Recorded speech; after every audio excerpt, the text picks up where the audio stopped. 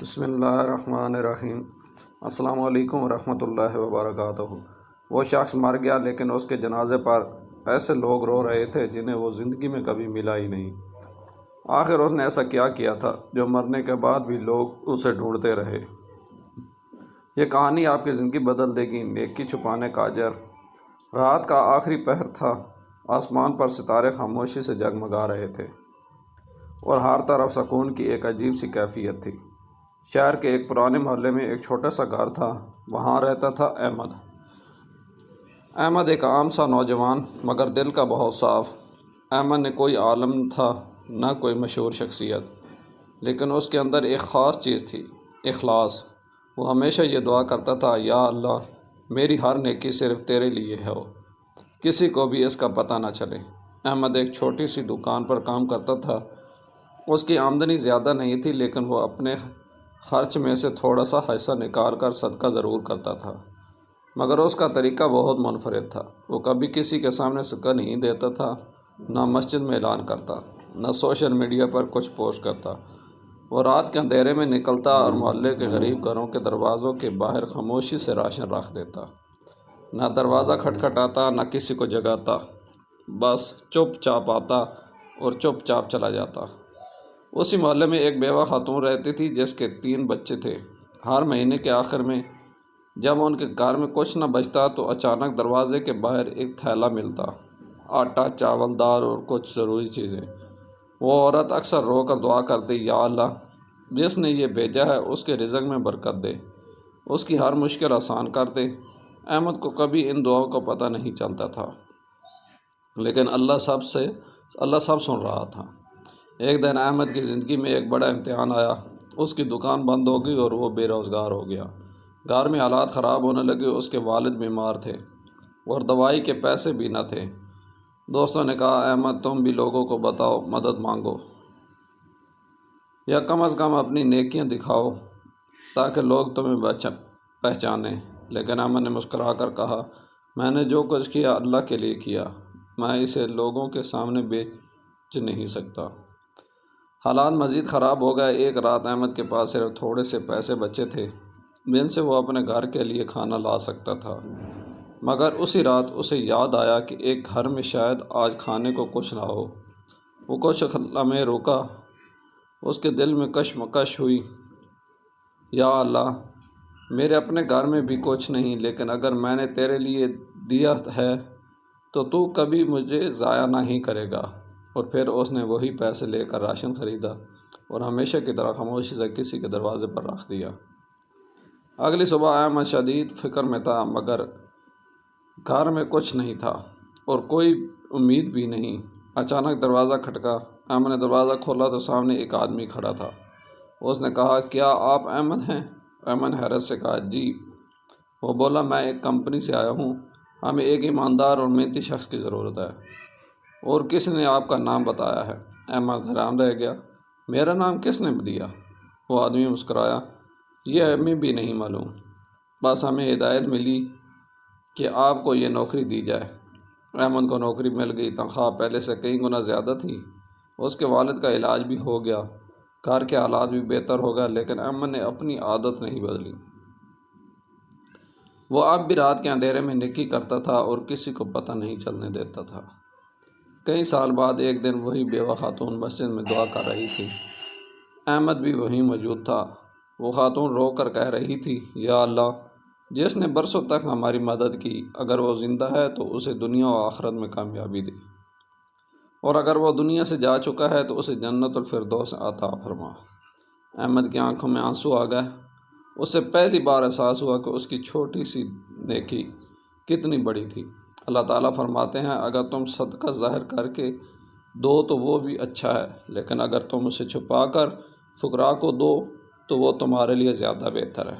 اور حدیث میں آتا ہے، قیامت کے دن 7 لوگوں کو اللہ اپنے عرش کے سائے میں جگہ دے گا۔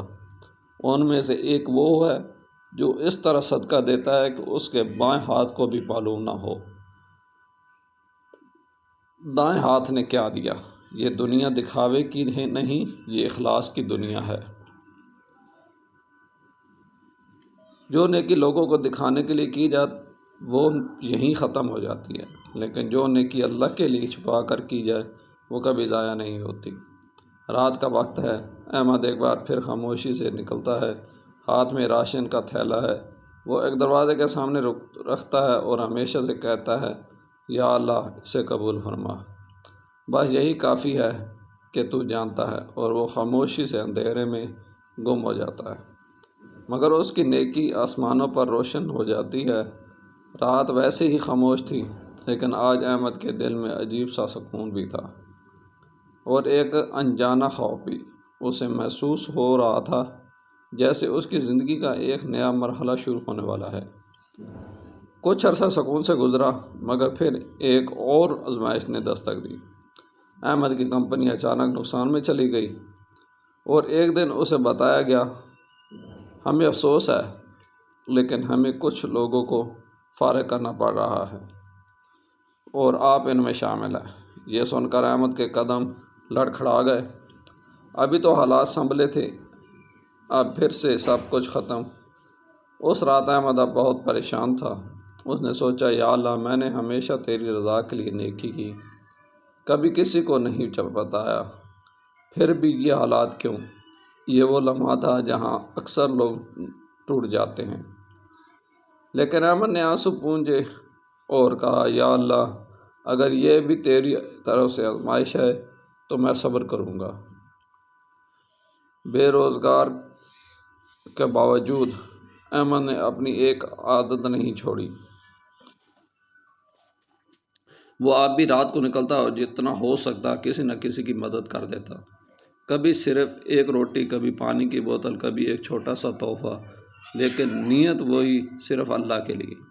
ایک رات جب احمد حسب معمول نیکی کرنے نکلا تو اس نے دیکھا کہ ایک بچہ سڑک کے کنارے بیٹھا رو رہا ہے۔ احمد اس کے پاس گیا، بیٹا کیا ہوا؟ بچہ بولا، امی بیمار ہیں اور ہمارے پاس دوائی کے پیسے نہیں ہیں۔ احمد کے پاس اس وقت بہت کم رقم تھی، وہ چاہتا تو خود کے لیے رکھ سکتا تھا، مگر اس نے بغیر سوچے وہ اس پیسے بچے کو دے دیے، اور ہمیشہ کی طرح اپنا نام بتائے بغیر چلا گیا۔ اگلے دن احمد کو ایک کال آئی، ہم ایک فلاحی ادارے سے بات کر رہے ہیں، ہمیں ایک ایماندار شخص کی ضرورت ہے جو ہمارے پروجیکٹ کو سنبھال سکے، کیا آپ دلچسپی رکھتے ہیں؟ احمد حیران، مجھے؟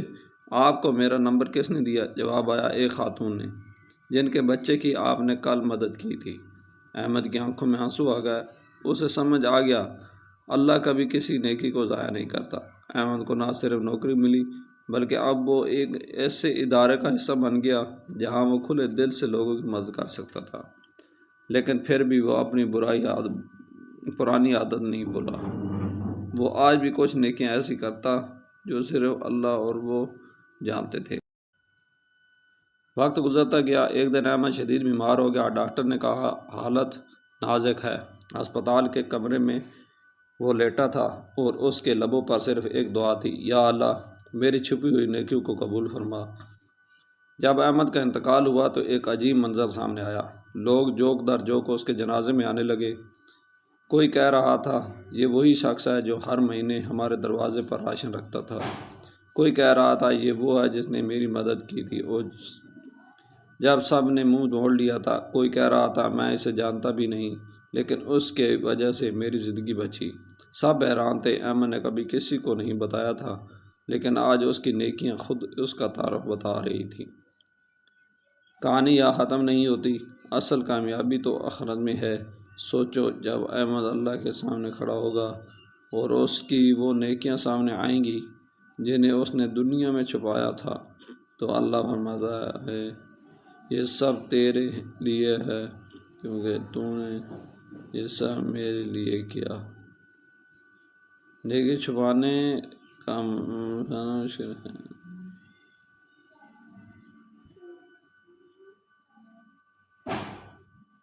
کیونکہ نفس چاہتا ہے کہ لوگ تعریف کریں، لیکن یاد رکھو، جو نیکی تم لوگوں سے چھپاتے ہو اللہ اسے آسمانوں پر ظاہر کر دیتا ہے۔ رات کا وقت ہے، ایک خالی گلی، ہوا آہستہ آہستہ چل رہی ہے۔ ایسا لگتا ہے جیسے کوئی اب بھی وہاں نیکی کرنے آتا ہو، لیکن اب وہاں کوئی نہیں، صرف ایک سبق باقی ہے، ایسی نیکی کرو کہ تمہارے جانے کے بعد بھی لوگ تمہارے لیے دعائیں کریں۔